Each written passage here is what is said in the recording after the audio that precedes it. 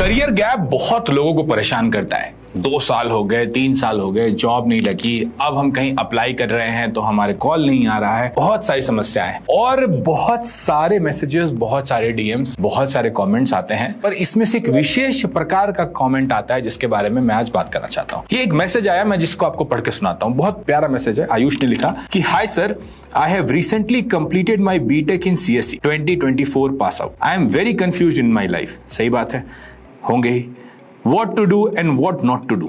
I am preparing for the CDS exam, which is for the army. ठीक है। I dedicatedly want to join the Indian Army. तो इनको Indian army जाने की बहुत इच्छा है। But I am afraid of what if I got rejected in medical. सही बात है, मेडिकल में रिजेक्ट हो सकते हैं। Then the time that I invested in that will become a waste. तो इसको एक बार हम लोग अंडरलाइन करके रख लेते हैं, ठीक है, कि एक बार मैं यहां लिख लेता हूं, Invested time will become a waste. ठीक है, क्या बोल रहे हैं? हाँ, I really want to give 1 to 2 years for that, ठीक है, but for the worst case I did not get selected after 2 years. क्या मतलब ये कहना चाह रहे कि क्या होगा अगर 2 साल के बाद सेलेक्ट नहीं हुए तो? Then a 2 year gap in career will affect it. I am okay to start everything from scratch. I have done some of the MERN stack in college. I am also okay with getting placed for 4-5 LPA. ये भी बड़ा अच्छा इन्होंने कहा कि कुछ तो MERN stack किया है इन्होंने, ठीक है, बहुत बढ़िया बात है।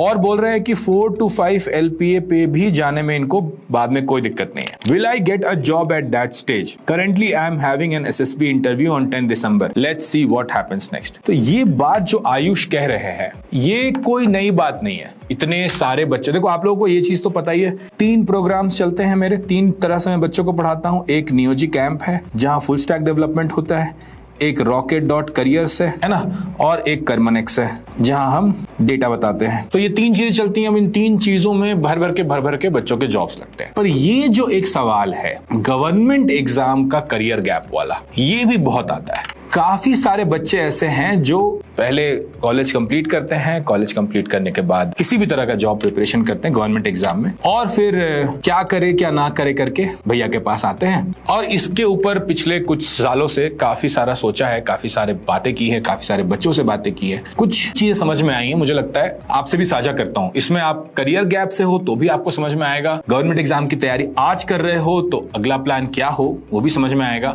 और अगर गवर्नमेंट एग्जाम की तैयारी करके अब थक चुके हो तो क्या करना चाहिए, क्यों करना चाहिए, वो भी समझ में आएगा। तो इस बात को पहले हम लोग ओंकार की कहानी से शुरू करते हैं। ओंकार मेरे एक स्टूडेंट है, नियोजी का स्टूडेंट है, था पिछले साल का स्टूडेंट था, और अभी कुछ महीनों पहले, आई थिंक अराउंड Feb-March, उसकी जॉब लगी। जॉब लगने पर उसने मैसेज किया, भैया मेरी जॉब लग गई है। मैंने उसे कॉल किया, पूछा। उस दिन एक्चुअली मुझे पता चला कि ये बच्चा जो है ये गवर्नमेंट एग्जाम की तैयारी कर रहा था, और तैयारी भी किसकी, यूपीएससी की कर रहा था। जैसा कि मैंने आपको बोला, मेरा गवर्नमेंट एग्जाम में इंटरेस्ट बहुत ज्यादा है। हालांकि मैं बच्चों से डायरेक्टली नहीं पूछता, कोई बताता है तो बता देता है।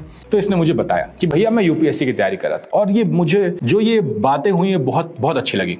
क्यों, ये बताता हूं। इसके जस्ट कुछ दिन पहले जब श्री राहुल गांधी, देखो मेरा कोई पॉलिटिकल एफिलिएशन नहीं है, मैं किसी भी पॉलिटिकल पार्टी को लेफ्ट हो राइट हो सपोर्ट करने में भरोसा नहीं रखता, पर एक बात हो रही थी जो मुझे बड़ी अच्छी लगी। तो राहुल गांधी भारत जोड़ो यात्रा कर रहे थे, और यात्रा करते करते वो पहुंचे यूपीएससी एस्पिरेंट्स के पास और उनसे बात कर रहे थे। ऐसे बैठे हुए हैं बीच में और सारे लोग बैठे हुए हैं उनके आसपास, और वो उनसे बोलते हैं कि आपका प्लान ए तो यूपीएससी है, पर यूपीएससी में तो इतनी ही सीटें हैं, आप लोग इतने सारे हैं, तो प्लान बी क्या है? और अधिकतर बच्चे ये बोलते हैं कि सर प्लान बी तो नहीं है, और वो कहते हैं कि ये तो सही बात नहीं है कि आपके पास कोई प्लान भी नहीं है। तो ये जो 20 सेकंड का जो क्लिप है, ये जो 30 सेकंड का जो क्लिप है, अगर आप इसको देखोगे तो बहुत ही अजीब लगता है कि ऐसा नहीं होना चाहिए देश के यूथ के पास कि कोई और चारा नहीं है, कोई और ऑप्शन नहीं। तो ये मेरे दिमाग में बात घर करी हुई थी।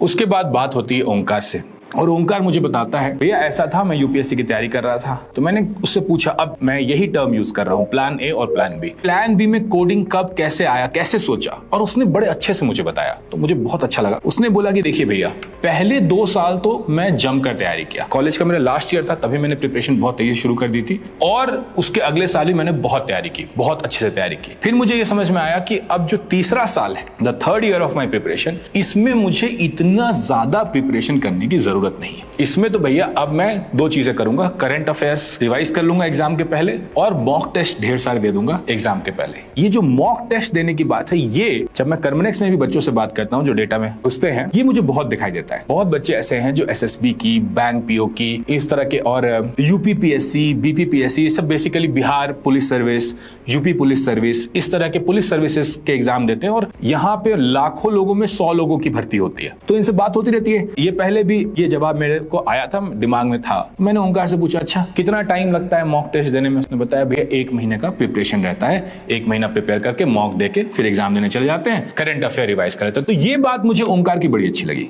उसने बहुत अच्छे से प्लान ए को एग्जीक्यूट किया, प्लान ए में पहले अपनी तह बना ली और फिर उसने बोला कि भैया जब मुझे ये समझ में आ गया कि अब अगले 1 साल पूरा टाइम मुझे तैयारी नहीं करनी, तो मैं प्लान बी सोच रहा था। और प्लान बी सोचते सोचते मुझे आपका एक YouTube वीडियो मिला। ये वीडियो मैंने कुछ 1 साल पहले बनाया था।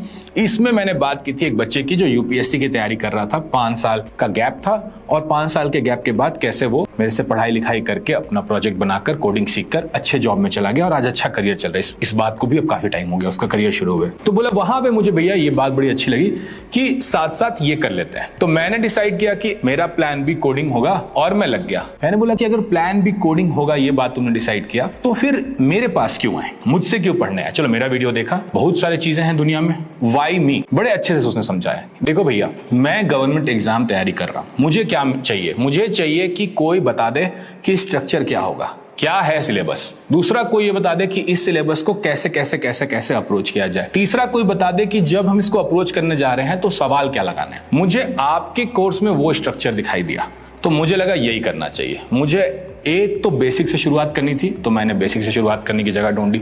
दूसरा मुझे ये भी पता था भैया कि खुद से सारी की सारी पढ़ाई नहीं होगी। इतना गवर्नमेंट एग्जाम का प्रिपरेशन करके मुझे समझ में आ गया कि कोई एक साथ में चाहिए होता है, जरूरत पड़ने पे मोटिवेट कर दे, कुछ कहीं फंस जाए, नहीं समझ में आ रहा है कोई समझा दे। सिर्फ स्ट्रक्चर की बात नहीं है, वो सपोर्ट भी चाहिए, मोटिवेशन भी चाहिए। तो मेरे को ये समझदारी थी कि उतना इन्वेस्टमेंट मुझे करना चाहिए अपने ऊपर, क्योंकि मैं एक सिंसियर स्टूडेंट हूं। और ये चीज जो है मुझे लगता है जितने भी गवर्नमेंट एग्जाम प्रिपरेशन वाले बच्चों से मैं बात करता हूं, बहुत सिंसियर होते हैं, बहुत समझदार होते हैं, ठीक है, बहुत मेहनत से करते हैं। क्योंकि उन्हें ना आदत हो जाती है कि रोज हम तो 4 घंटे 6 घंटे 8 घंटे बैठ के पढ़ेंगे ही, सवाल लगाएंगे ही, सवाल नहीं समझ में आएगा तो फिर उसको ट्राई करेंगे 1 बार 2 बार 3 बार, और धीरे धीरे सवाल की डिफिकल्टी बढ़ती जाएगी।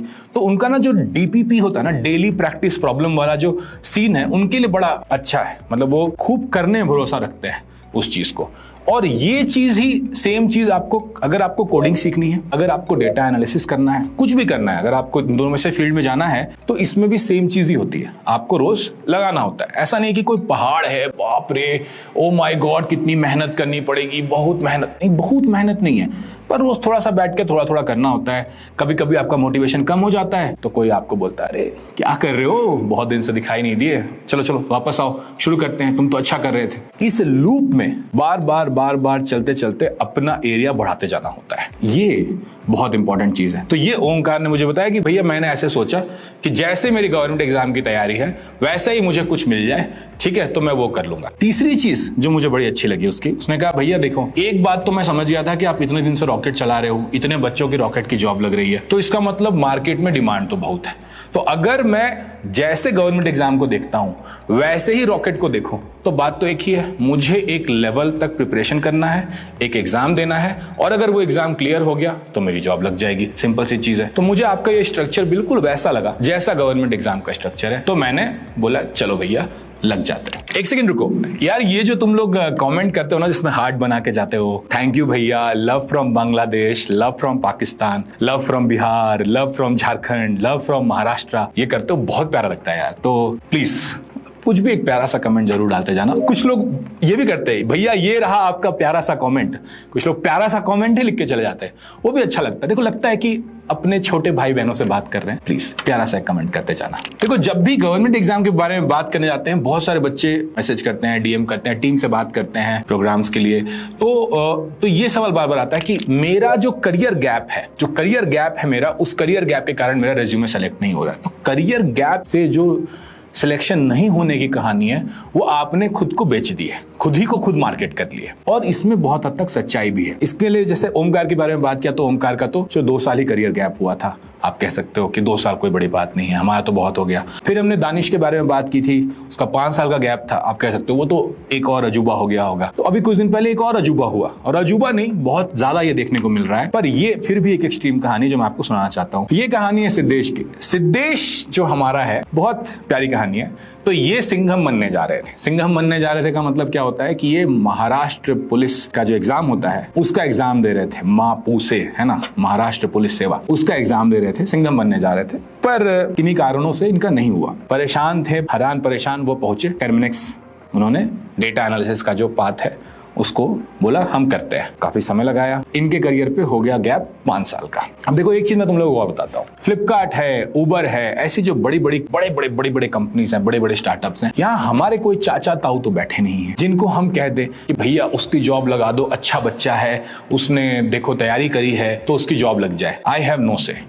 बहुत ही फेयर सिस्टम होता है, बहुत ही फेयर इंटरव्यू होता है, और उसी में से होता है। तो सिद्धेश गया इंटरव्यू देने, किस कंपनी का? कैरेटलेन का। कैरेटलेन के इंटरव्यू में उसे एक क्वेश्चन दिया गया, एक डेटा सेट दिया गया, बोला गया इस डेटा सेट को ABCD 4 चीजें करनी है। उसमें बहुत डिटेल में नहीं चाहते, ABCD 4 चीजें करनी है। उसने चारों चीजें जो नियत टाइम था उसमें कर दी। बड़ा एग्जाम जैसा था माहौल, कर दिया उसने, अच्छे से कर दिया। उसके बाद उसकी जब बात हुई HR से, तो HR ने बोला कि देखो तुम्हारा 5 साल का गैप है, तो हम लोग इतना गैप के लोग नहीं लेते। बेचारे का थोड़ा मन दुखी हो गया, बात हुई मेरे से, कहा यार तुम टेंशन मत लो, तुम उतने बड़े कंपनी का इंटरव्यू निकाले, यही बहुत बड़ी बात है। कैरेटलेन से अगर करियर नहीं शुरू होगा तो कोई बात नहीं, किसी और कंपनी से शुरू करेंगे और एक दिन कैरेटलेन भी पहुंचेंगे। कैरेटलेन यार it's a brand, it's a Tata brand. मजेदार बात क्या होती है कि 6 दिन बाद वापस से सिद्धेश को कॉल आता है उसी HR का, और HR बोलता है कि तुम अभी तक जॉब ढूंढ रहे हो क्या? अब सिद्धेश क्या बोलता है कि मतलब मन में सोचता है कि अब मतलब 6 दिन में मुझे जॉब ही लगनी होती तो फिर परेशानी ही क्या थी। तो बोलता है हाँ सर अभी जॉब ढूंढ रहे हैं, तो आ जाओ कैरेटलेन ज्वाइन कर। ये पूछता है कि आपने तो कहा था कि इतना साल का करियर गैप है तो मुश्किल है। तो बोला कि देखो तुम्हारे पहले भी हमने लोगों को इंटरव्यू किया, तुम्हारे बाद भी हमने लोगों को इंटरव्यू किया, पर जिस तरह से तुमने सवाल को इतने कम समय में बिल्कुल ABCD 100 आउट ऑफ 100 निकाला, लगाया, कोई नहीं लगा पाया। तो हमने कहा कि ठीक है, बच्चे में अगर टैलेंट है ही तो फिर लेके देख लेते हैं। और इस तरह आज मेरा एक बच्चा कैरेटलेन में है। मतलब अच्छा लगता है, टाटा का ब्रांड में हमारे बच्चे काम कर रहे हैं। पर बात फिर वही है, बात है कि 5 साल का करियर गैप हो तो आप जा सकते हो कहीं भी। हो सकता है, ये बिल्कुल सही बात है कि हो सकता है कि 1-2 इंटरव्यू निकालने के बाद भी कोई आपको बोलेगा कि नहीं सर इतना करियर गैप नहीं ले सकते, छोड़ देते हैं। कोई फर्क नहीं पड़ता, 3री, 4थी, 5वीं कंपनी निकल जाएगी, क्योंकि जॉब तो एक चाहिए आपको। जॉब आपको 10 तो चाहिए नहीं, एक चाहिए। और मार्केट में सबसे बड़ी समस्या आज के टाइम पे क्या है पता है? कि जॉब हर किसी को चाहिए, लेकिन वो जो सवाल लगाना है, वो जो इंटरव्यू देना है, वो जो एग्जाम देना है, उस एग्जाम के लिए कोई प्रिपेयर्ड नहीं है। टेक होम असाइनमेंट्स लोगों से होते नहीं है, लाइव कोडिंग होती नहीं है, लाइव डेटा एनालिसिस होता नहीं है। तो अगर आप उसके लिए तैयार हो जाते हो, उसको कर पाते हो, तो करियर गैप इतनी बड़ी समस्या नहीं रह जाती है। क्यों नहीं रह जाती है? इसके लिए मैंने एक बार HR को फोन किया। एक करियर गैप का बच्चा था, 3 साल का, ठीक है, उसकी जॉब लगी और गवर्नमेंट एग्जाम की तैयारी ही कर रहा था। उन्होंने कहा बढ़िया है, आपके बच्चे आते हैं, अच्छा रहता है। मैंने कहा कि एक बात बताओ, ये सवाल मेरे पास बहुत बार आता है, करियर गैप वाला। बच्चे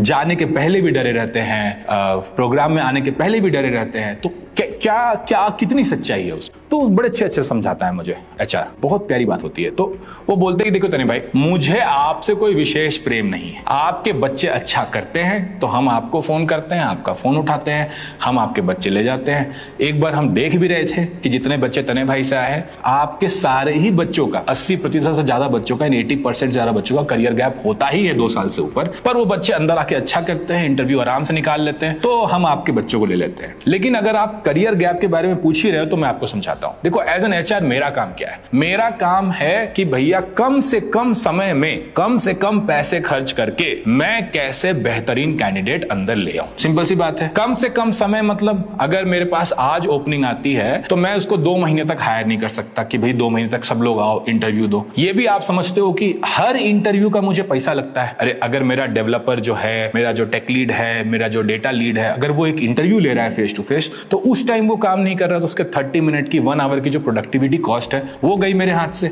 उल्टा मुझे इन लोगों को मनाना पड़ता है कि आके इंटरव्यू ले लो, थोड़ा 2 घंटे दे दो वीक में, 4 घंटे दे दो वीक में। तो इतना आसान होता नहीं है, इसीलिए मैं आपके पास आता हूं, क्योंकि आप 5 बच्चे भेजते हो तो 3 का उसमें से हो जाता है, जो 2 का नहीं भी होता है उसके भी इंटरव्यू लेकर कोई ये नहीं बोलता कि यार कैसे लोग ला दिए थे। तो यही बोलता है अच्छा बच्चा है, थोड़ा सा और ये कर लेगा तो अच्छा रहेगा, इसका 1 महीने बाद इंटरव्यू ले लिया जाएगा। तो लोग आपके बच्चों से खुश हैं, इसलिए हम आपसे खुश हैं। हमारा धर्म यही है कि कम समय में कम पैसे खर्च करके बच्चों को अंदर ले आए। तो मैंने कहा वो बात तो आपने अच्छा से समझा दी, बढ़िया है, लेकिन वो करियर गैप वाला भी थोड़ा समझाइए। तो वो बोलता आते आते करियर गैप में क्या होता है। अगर मेरे पास मैंने एक जॉब पोर्टल पे जॉब डाली, मेरे पास तो 5000 लोगों ने एप्लीकेशन डाल दिए, अब मैं कैसे छांटू आप बताओ। मुझे तो फिर से वही प्रॉब्लम है कि कम से कम टाइम में अच्छे से अच्छा इंटरव्यू निकालना है। तो अगर किसी का करियर गैप है तो उसको छांटना मेरे लिए इजी हो जाता है। मैं ऐसे ही बोलता हूँ ठीक है करियर गैप भी है, देख रहा हूँ रेज्यूमे पे कुछ खास है भी नहीं, प्रोजेक्ट्स वही हैं जो कॉपी पेस्टेड हैं पूरी दुनिया भर के, जो मुझे मतलब अब तो मैंने इतने 1000 रेज्यूमे देख लिए, 10,000 रेज्यूमे, मुझे खुद पता है कि कौन से वाले में कौन सा प्रोजेक्ट रहेगा।